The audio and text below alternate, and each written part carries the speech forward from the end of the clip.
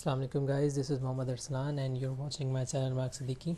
और आज हम अपनी ऑनलाइन माइक्रोसॉफ्ट एक्सेल ट्रेनिंग की दूसरी क्लास कंडक्ट करने वाले। पहली क्लास में हमने सीखा था कि 35 एक्सेल के फंक्शंस हमने स्टडी किए थे और साथ ही साथ बेसिक अर्थमेटिक ऑपरेशंस भी हमने सीखे थे। और वो 35 फंक्शंस जो हमने स्टडी किए थे वो हम आगे भी इन क्लासेस में कंटिन्यू करने वाले हैं, लेकिन उससे पहले ज़रूरी है हमारे लिए सेकंड क्लास। और सेकंड क्लास जो है वो detail study of A for else के ऊपर है, यानी कि हमें ए फॉर एल्स की डिटेल में स्टडी करनी पड़ेगी। हमें ये देखना होगा कि ए फॉर एल्स का इस्तेमाल कहाँ होता है। बेसिकली देखें, हमारी जो पूरी लाइफ है वो ए फॉर एल्स पर डिपेंड करती है कि हम अगर ऐसा चाहते हैं तो वैसा हो, वैसा चाहते हैं, मतलब कंडीशनल बेसिस है, कंडीशंस का इस्तेमाल करते हैं। तो इसी तरीके से जब आप कंप्यूटर की बात करते हैं तो बहुत सारी कंडीशन इस्तेमाल की जाती हैं, चाहे वो सॉफ्टवेयर बनाने के लिए हो, चाहे वो कोई भी ऑपरेशन परफॉर्म करना हो। So you must need to use some conditions. तो उन्हीं कंडीशंस के बारे में हम स्टडी करेंगे कि हम उनको कंप्यूटर लैंग्वेज में कैसे लिख सकते हैं। तो वो स्टूडेंट जिनका आगे कंप्यूटर में फ्यूचर है वो इस क्लास से ये अच्छा सीख सकते हैं कि आगे की आने वाली प्रोग्रामिंग लैंग्वेजेस के अंदर इफ़ और एल्स का कितना बेहतरीन इस्तेमाल होने वाला है। तो इससे पहले कि हम इसको ज़्यादा मज़ीद एक्सप्लेन करें, हम इसके कुछ एग्जांपल्स देख लेते हैं। तो let's move on to excel, वहाँ चलते हैं, फिर स्टडी करते हैं। सो हेयर वी आर, हम यहाँ देखें एक्सेल में इस वक्त मौजूद हैं और यहाँ पर हमने कुछ ऐसे टेस्ट करने हैं, कुछ ऐसे काम करने हैं कि हम ये देखेंगे कि भाई क्या होने वाला है, कि हम किस तरीके से इफ़ और एल्स का इस्तेमाल कर सकते हैं। ठीक है, उसके बाद मैं आपको इसका सिंटेक्स एक्सप्लेन कर दूंगा इन डिटेल जाकर। अच्छा, सबसे पहले हम क्या देखते हैं, सबसे पहले हम ये देखेंगे भाई कि इफ़ और एल्स हम इस्तेमाल क्यों करेंगे। ठीक है, लाइक फॉर सपोज़ कि एक पेपर है इंग्लिश का, ठीक है, और उसके जो टोटल मार्क्स हैं वो जस्ट सपोज़ कह लें कि भाई वो 100 है। ठीक है, या फिर हम यूँ कर लेते हैं कि भाई यहाँ पे हम ऑब्टेन इंग्लिश मार्क्स लिख लेते हैं, ऑब्टेन्ड इंग्लिश मार्क्स। ठीक है, अब इस ऑब्टेन इंग्लिश मार्क्स के अंदर जो टोटल मार्क्स हैं वो 100 है, ऑब्वियस है। ठीक है, अब हम यहाँ कहते हैं कि भाई 45, 35 समथिंग लाइक, हम कुछ भी नंबर्स लिख लेते हैं जल्दी जल्दी। ठीक है, अच्छा, अब हमने यहाँ पर एक एक्स्ट्रा कॉलम ले लिया है, वो है रिमार्क्स। रिमार्क्स मीन्स कि भाई पास या फिर फेल। ठीक है, तो अब इस रिमार्क्स के लिए हमने एक क्राइटेरिया सेट कर लिया कि भाई अगर टोटल मार्क्स जो हैं, अगर टोटल मार्क्स इक्वल है 100 के, ठीक है, तो इसी तरीके से हमें पासिंग मार्क्स भी रखने होंगे। डेफिनेटली हमें काम करना होगा। तो उसके लिए हम क्या करेंगे, उसके लिए हम यूज़ करेंगे ए फॉर एल्स। ठीक है, अब उसके लिए हम ए फॉर एल्स कैसे यूज़ करेंगे, so let's see this. Passing marks हमने क्या दिया भाई, 45 नंबर्स जिसके हैं वो पास है, बाकी अदरवाइज़ ऑल ओवर सारे के सारे फेल होंगे। ठीक है, तो हम क्या करेंगे, हम यहाँ लिखेंगे इफ़, इस तरह से। ठीक है, ये है इसका फार्मूला, इसको गौर से देखिएगा, बहुत ज़्यादा इस्तेमाल होता है, बहुत ज़्यादा काम आता है ये फार्मूला। सबसे पहले आप लिखेंगे इक्वल, हर फंक्शन आपका इक्वल से शुरू होगा। इफ़ आपके फंक्शन का नाम है, आप टैब का बटन प्रेस करेंगे तो इसके साथ ब्रैकेट खुद लग जाएगा। लॉजिकल टेस्ट, अब 3 आर्गुमेंट मांग रहा है। लास्ट क्लास में मैंने आपको डिटेल में बताया था कि आर्गुमेंट क्या होते हैं। हर फंक्शन के अपने आर्गुमेंट्स होते हैं जिनको हम पैरामीटर भी कहते हैं। अब ये मुझसे कह रहा है लॉजिकल टेस्ट, मुझे यहाँ पे एक टेस्ट बनाना है। वो टेस्ट क्या है भाई, मैं किसी को पास करूँगा तो मैं उसका क्या टेस्ट लूँगा, मैं उसका एग्ज़ाम लूँगा, चेक कर लूँगा, चेक करने के बाद एक और टेस्ट होगा। वो टेस्ट ये होगा कि नंबर्स को कंपेयर करूँगा कि जो उसने बच्चे ने नंबर ऑब्टेन किए हैं और जो नंबर मैंने रखे हैं पास होने के लिए, क्या वो बराबर है। ये मैं टेस्ट ही तो कर रहा हूँ। अब अगर वो टेस्ट क्लियर है कि भाई हाँ बराबर है या ज़्यादा है तो बच्चा पास है, और अगर कम है तो फेल है। तो यहाँ देखें 45 पे आपने क्लिक करना है, आपके पास ये D6 आ जाएगा। अब अगर D6 स्मॉल है, ये लेसर देन का साइन होता है, जो आपको मैथ में अच्छे से पता होगा, जिसको हम वो एक एंगल ब्रैकेट कहते हैं। तो ये लेसर देन का साइन है और आपने यहाँ लिख दिया जस्ट 45। अब अगर ये वाला नंबर यानी ऑब्टेन किया हुआ नंबर हमारे पासिंग क्राइटेरिया के नंबर से छोटा है, इट मीन्स कि वो बच्चा फेल हो गया, तो हम यहाँ फेल लिख देंगे। ठीक है, और अगर वो नंबर छोटा नहीं है, अब हो सकता है वो बराबर हो, जैसे कि इस वक्त इस सिनेरियो में बराबर है, हो सकता है वो बड़ा हो, तो हम यहाँ लिख देंगे पास्ट। तो याद रखें, हमने पैरामीटर्स को अलग किया कॉमास के ज़रिए। पहला आर्गुमेंट क्या था कि उसने टेस्ट मांगा था। अब टेस्ट हुआ 45 और 45 का टेस्ट हुआ। 45 से छोटा नहीं है, टेस्ट हो गया फेल। जैसे ही टेस्ट फेल हुआ वो जंप करके जाएगा तीसरे आर्ग्यूमेंट के ऊपर, बिकॉज याद रखें कि जब कभी भी टेस्ट ये वाला लॉजिकल टेस्ट पास होगा तो हमेशा सबसे पहले ये कंडीशन चलेगी, ये आर्ग्यूमेंट चलेगा, और अगर ये टेस्ट फेल होगा तो ये आर्ग्यूमेंट छुटने के बाद ये वाला आर्ग्यूमेंट चलेगा। तो क्योंकि इस वक्त टेस्ट फेल हुआ है इस वजह से ये आर्ग्यूमेंट नहीं चलेगा, ये आर्ग्यूमेंट चलेगा। ठीक है, हम यहाँ बच्चे के टेस्ट की बात नहीं कर रहे, हम यहाँ इफ़ के स्टेटमेंट में जो लॉजिकल टेस्ट है ये वाला, इस टेस्ट के फेल होने की बात कर रहे हैं। ये क्यों फेल हो रहा है?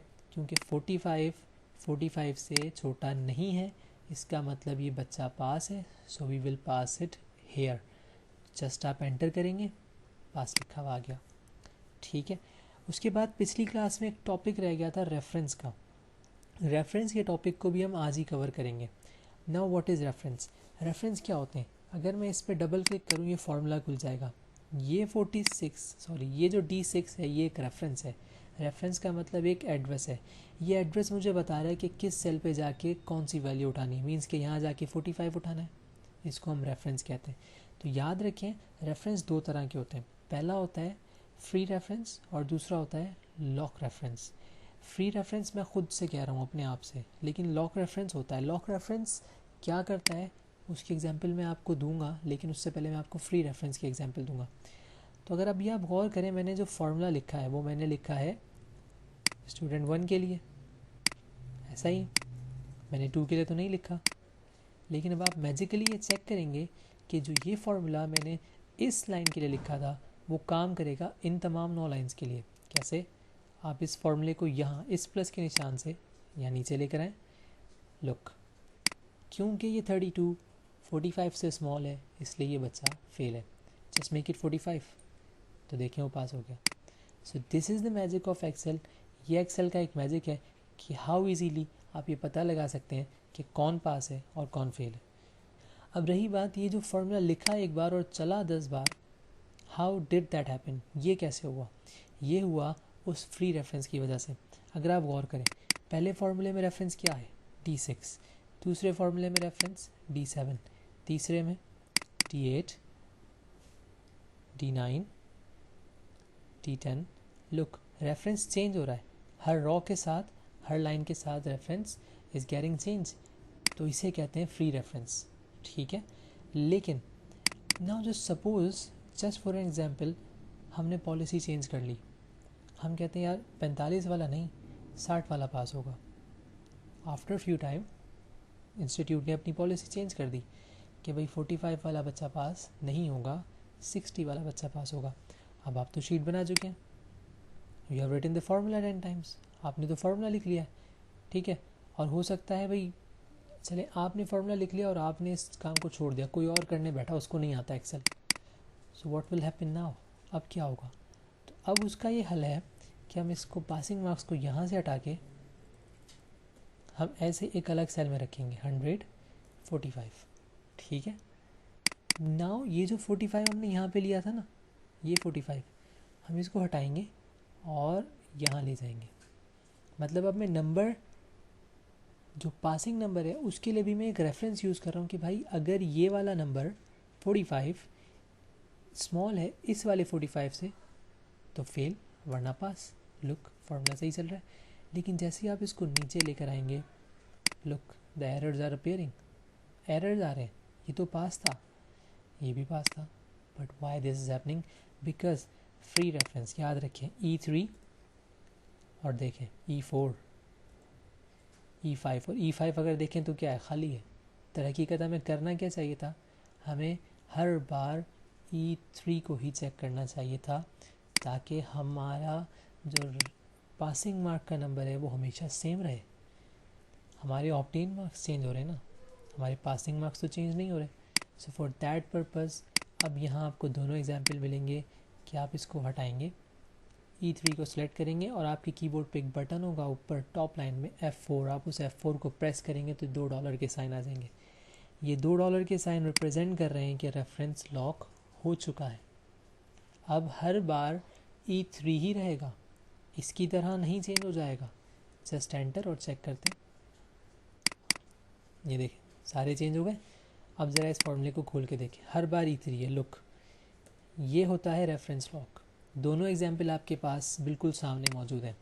फ्री रेफरेंस कैसे चेंज कर रहा है ख़ुद को, जबकि लॉक रेफरेंस बिल्कुल एक स्टैटिक चीज़ की तरह हो गया है, अनचेंज है हर बार।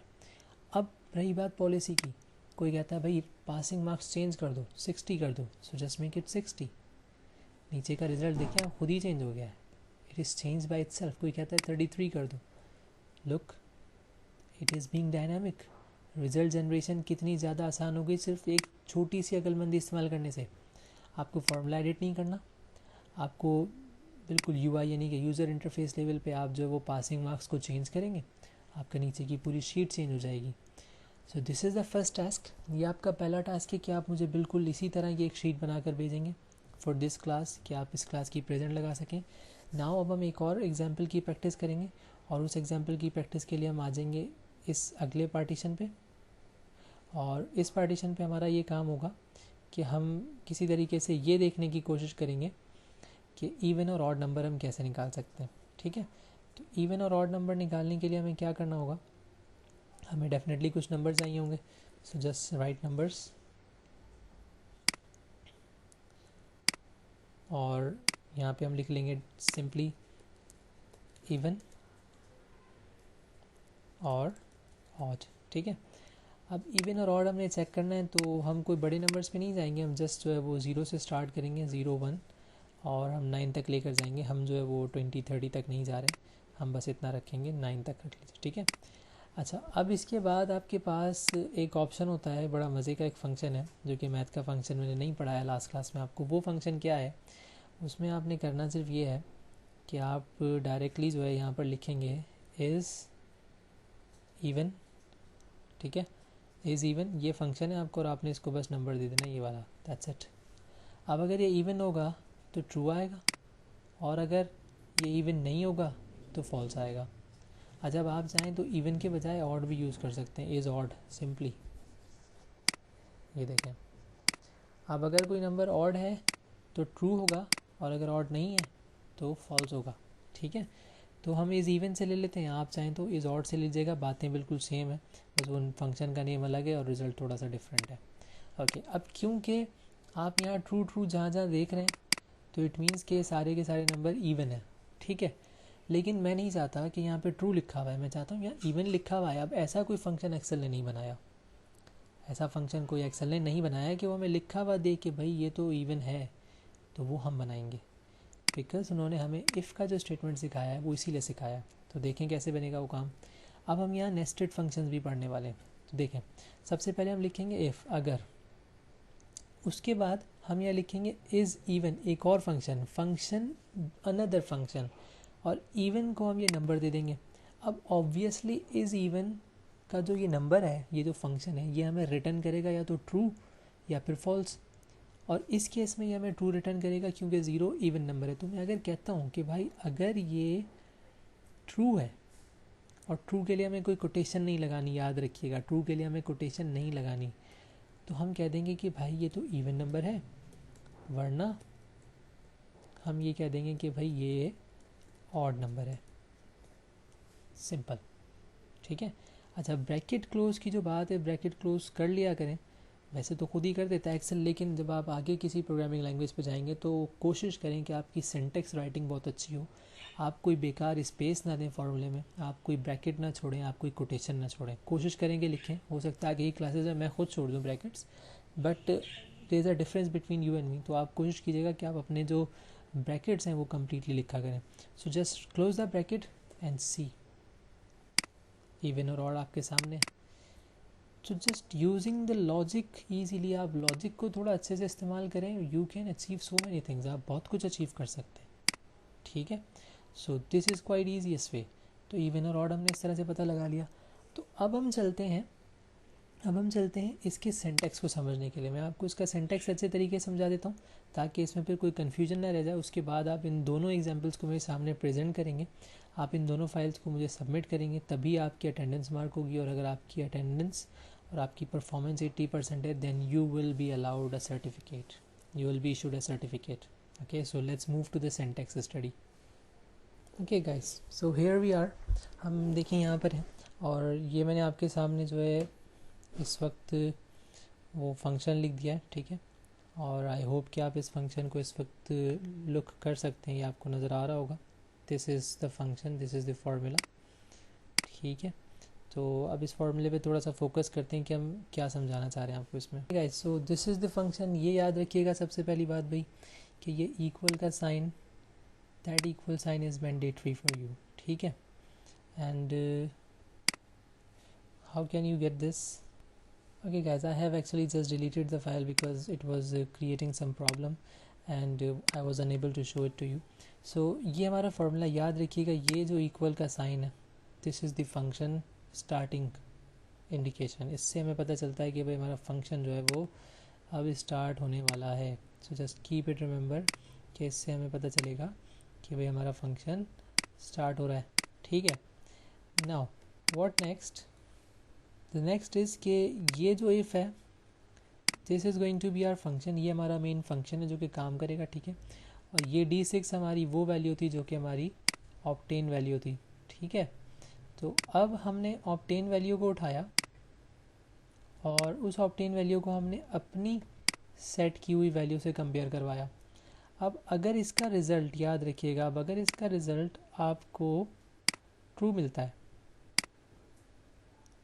अगर इसका रिज़ल्ट आपको किसी भी सूरत में ट्रू मिलेगा, so just keep it remember कि आपकी ये कंडीशन चलेगी, ठीक है। और अगर इसका रिज़ल्ट आपको इन एनी केस फॉल्स मिल जाता है तो फिर आपकी ये कंडीशन चलेगी। हमेशा याद रखें कि सबसे पहले ट्रू लिखा जाता है, उसके बाद फॉल्स। तो हमारा फंक्शन कुछ इस तरह हो सकता है, इक्वल इफ़, उसके बाद हम अपना टेस्ट देंगे, उसके बाद ट्रू रिज़ल्ट जो हम दिखाना चाह रहे हैं, और उसके बाद फॉल्स जो हम टेस्ट फेल होने पे दिखाना चाह रहे हैं। राइटिंग थोड़ी कुछ ज़्यादा ऑकवर्ड हो गई, but to make you understand, ये आपको सिर्फ समझाने के लिए याद रखिएगा कि सबसे पहले टेस्ट, उसके बाद ट्रू और उसके बाद फॉल्स, ठीक है। आप इस ट्रू और फॉल्स की जगह नए फंक्शंस भी इंट्रोड्यूस करवा सकते हैं, it is not a big problem for you. So I hope कि ये चीज़ आपको क्लियरली समझ आ गई होगी। Now if you have any problem, any issue, and you can contact me here और you can ask me any time, but do submit the files, please file submit करें ताकि आपकी रिजल्ट और आपकी प्रोग्रेस पे काम किया जा सके। Thank you, have a good day, अल्लाह हाफिज़।